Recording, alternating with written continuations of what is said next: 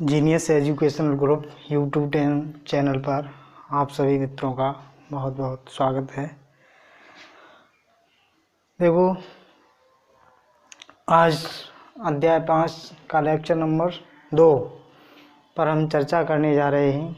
अध्याय 5 का lecture first हम करा चुके हैं और आज है लेक्चर नंबर 2।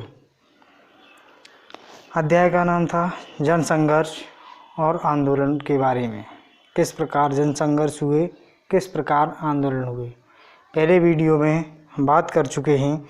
इस अध्याय में हमने 2 बातों के बारे में चर्चा की थी। सत्ताधारी पार्टियां हैं वो किस प्रकार स्वच्छंद नहीं हैं और वो किस प्रकार कार्य करती हैं। एक दूसरे ने लोकतंत्र में रह कर के भी दोनों के बीच किस प्रकार टकराव रहता है और वो अपनी मांगों के लिए परस्पर किस प्रकार से कार्य करती हैं, इस बात पर हमने चर्चा की थी। और इससे पहले के लेक्चर में हमने बताया था नेपाल में किस प्रकार जन संघर्ष आंदोलन हुआ था। तो बात करें नेपाल में, पहले ही बता दिया था कि जो लोकतंत्र स्थापित करने के लिए लोग सड़कों पर आ गए थे, उसी क्रम को बढ़ाते हुए आगे की तरफ हम दूसरे लेक्चर में बात करेंगे बोलीविया में जल युद्ध के बारे में। बोलीविया में किस प्रकार की घटना हुई, वहाँ तो लोकतंत्र की कहानी थी और यहाँ जल को लेकर के घटना होती है। यहाँ जल के बारे में जो भी बातें बताई जा रही हैं, किस प्रकार बोलीविया में घटना हुई, किस प्रकार जल युद्ध चला था। तो ये भी लोकतंत्र से जुड़ा हुआ ही अध्याय है। तो बात करते हैं बोलीविया के जल युद्ध के बारे में। तो बात करें क्या है बोलीविया। लातिनी अमेरिका के नज़दीकी दक्षिण में एक क्षेत्र पड़ता है बोलीविया। लातिनी अमेरिका का एक गरीब देश था, यानी बोलीविया है काफ़ी अमेरिका का एक गरीब देश था। और यहाँ क्या हुआ, यहाँ लोकतांत्रिक सरकार थी। नेपाल वाले वीडियो में देखा था, वहाँ लोकतांत्रिक सरकार के लिए लोग विरोध कर रहे थे और यहाँ तो पहले से ही लोकतांत्रिक सरकार थी। फिर क्या हुआ, जब लोकतांत्रिक सरकार यहाँ चल रही थी तो यहाँ की लोकतांत्रिक सरकार ने क्या किया, अचानक जो यहाँ पानी की आपूर्ति थी उसे एक निजी कंपनी को दे दिया। देखो इसमें दिया है, यहाँ की जो लोकतांत्रिक सरकार थी उसने बोलीविया के कोचबम्बा नामक एक शहर था, वहाँ पानी की जो आपूर्ति हो रही थी, जल की आपूर्ति थी, उसके अधिकार एक बहुराष्ट्रीय कंपनी को बेच दिए। यानी जो पानी की आपूर्ति थी वो एक कंपनी को अपने अधिकार सारे बेच दिए।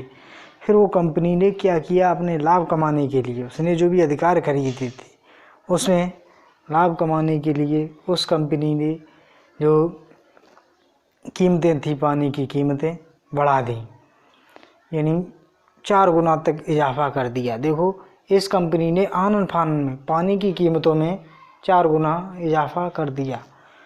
जब पानी की कीमतें इतनी बढ़ गईं, फिर क्या हुआ, तो लोगों ने जनवरी की घटना 2000 ईस्वी की बात है, कई मजदूर और कई संगठन सामने आकर के अपने अधिकारों के लिए एक साथ मिलकर के विरोध प्रदर्शन करने लगे। वहाँ की सरकार के खिलाफ विरोध प्रदर्शन करने लगे। जब विरोध प्रदर्शन हुआ तेज़ी से, तो क्या हुआ, सरकार ने एक कानून बना दिया था लॉ मार्शल करके। सरकार ने फिर मार्शल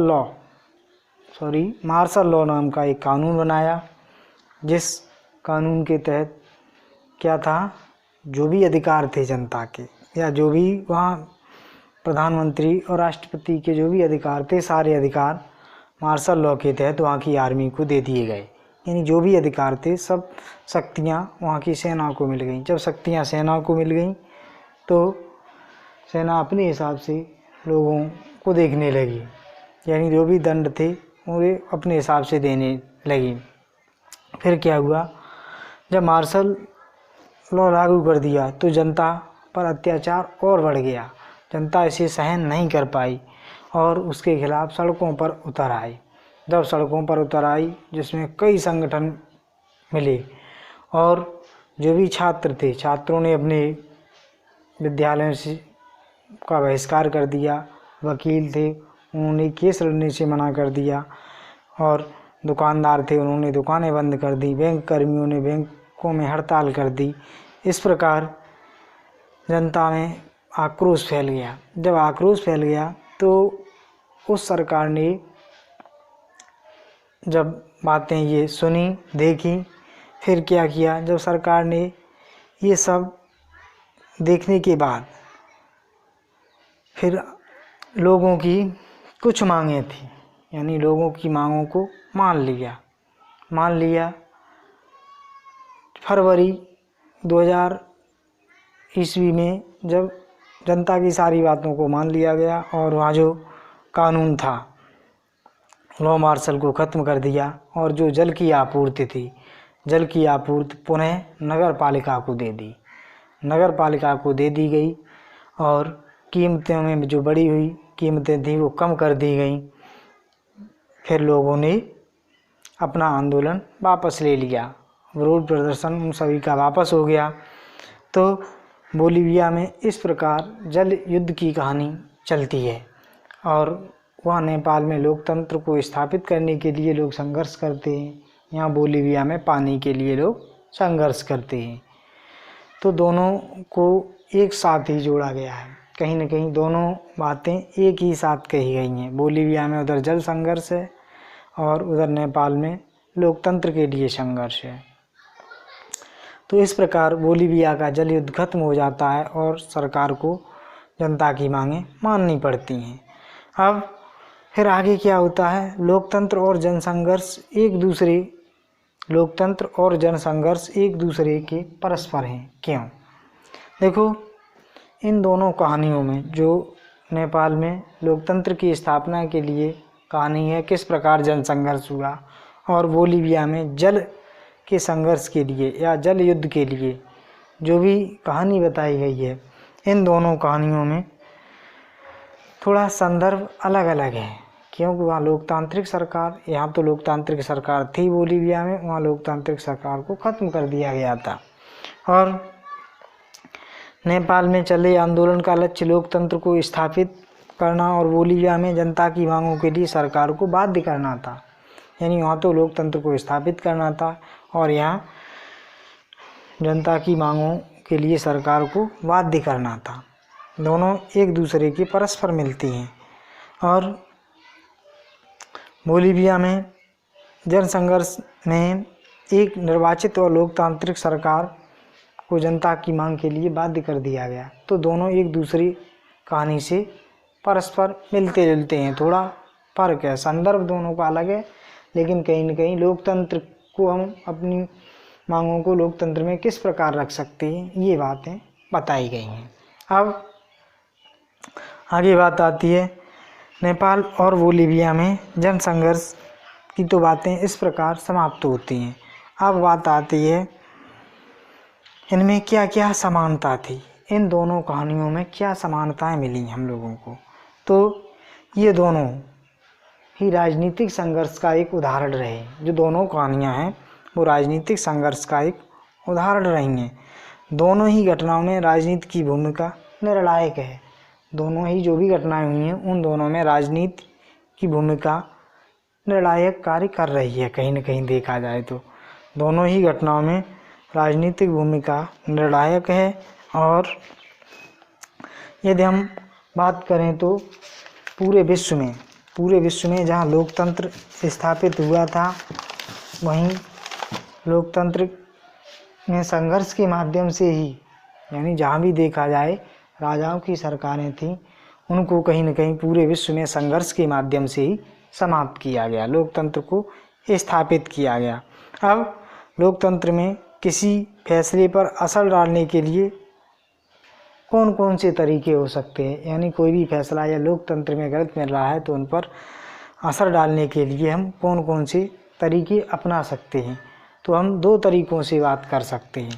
पहली बात है प्रत्यक्ष भागीदारी के माध्यम से और दूसरा है अप्रत्यक्ष, अप्रत्यक्ष भागीदारी।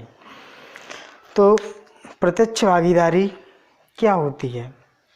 अब हम यहाँ बात करें तो प्रत्यक्ष भागीदारी में जब हम बात करें तो हम देखते हैं कि यानी चुनाव में हम भाग लें और चुनाव जीतें, चुनाव में हम भाग लें और चुनाव को जीतें।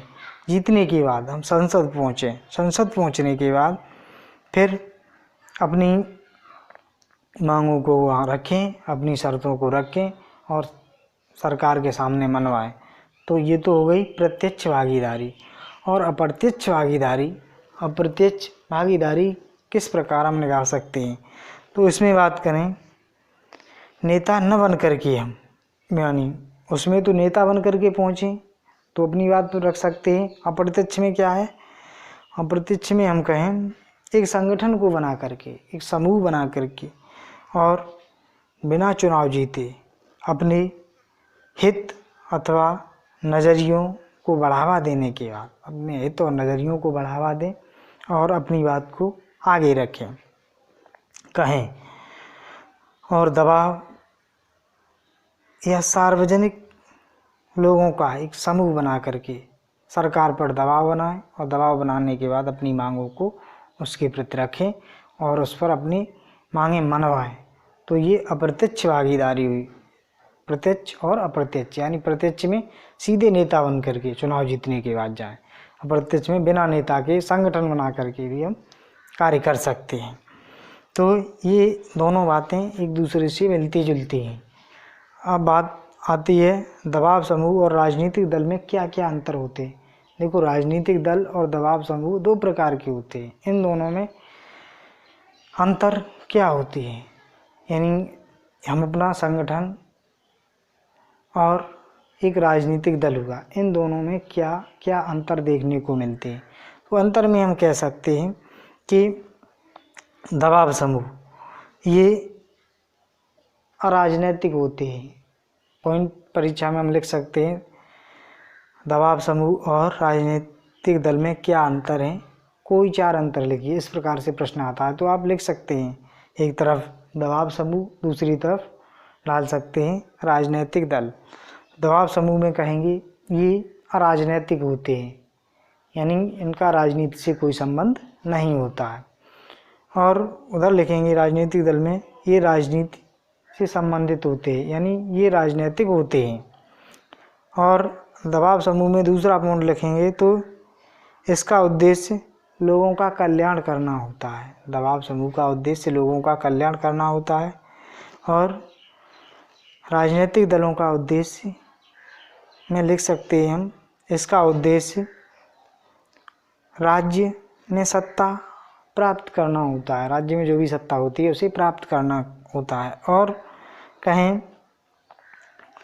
तो दबाव समूह चुनाव नहीं लड़ते हैं और राजनीतिक दल चुनाव में भाग लेते हैं। और भी आ जाएं तो दबाव समूह बिना किसी के दबाव में कार्य करते हैं और राजनीतिक दल किसी न किसी के दबाव में आकर के कार्य करते हैं। तो पूरे अध्याय में यही बात कही गई है। नेपाल और बोलीविया में जन संघर्ष के बारे में आपका जो अध्याय है इसमें यही बातें कही गई हैं और नई कोई बात नहीं, दोनों को एक दूसरे से जोड़ करके कहा गया है। इस प्रकार आपका अध्याय समाप्त होता है। आगे अध्याय के लिए हम अगले वीडियो में आप अगला अध्याय देख सकते हैं। तब तक के लिए धन्यवाद। और सभी लोग हमारा यूट्यूब चैनल है जो जीनियस एजुकेशनल ग्रुप, उसके माध्यम से हमारी जो भी वीडियो देख सकते हैं।